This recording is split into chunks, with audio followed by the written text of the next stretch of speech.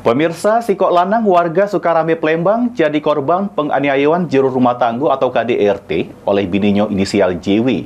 Akibat penganiayaan itu, Irawansa ngalami benjol di kepala dan memar di tangan serta badannya, sehingga bikin laporan polisi. Irawansa, warga Jalan Sukawinatan, Kecamatan Sukarame Plembang, jadi korban penganiayaan atau kekerasan juru rumah tangga KDRT oleh bininya dewek, inisial JW. Hal tersebut terungkap pas korban bikin laporan polisi di SPKT Polrestabes Plembang. Akibat peristiwa penganiayaan itu, Irawansa ngalami luka benjol di kepala, memar di tangan dan pinggangnya.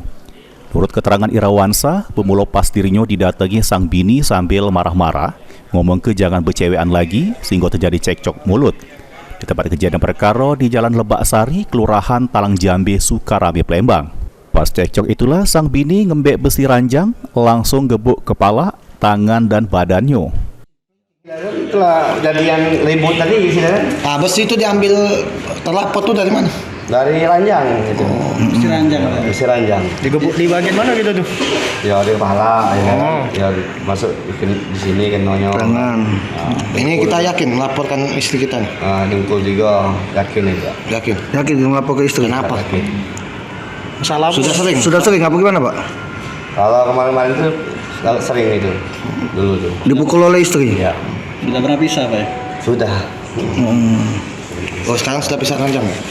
Ada perlawanan nggak Pak kita Pak waktu kita dipukul oleh istri Pak? Negatif Pak itu Pak. Jadi Diketahui Irawansa dengan bininya ini sudah menjalani bahligai rumah tangga selama 18 tahun, namun korban masih tetap nak ngelapor ke peristiwa KDRT itu. Heru Wahyudi, PAL TV.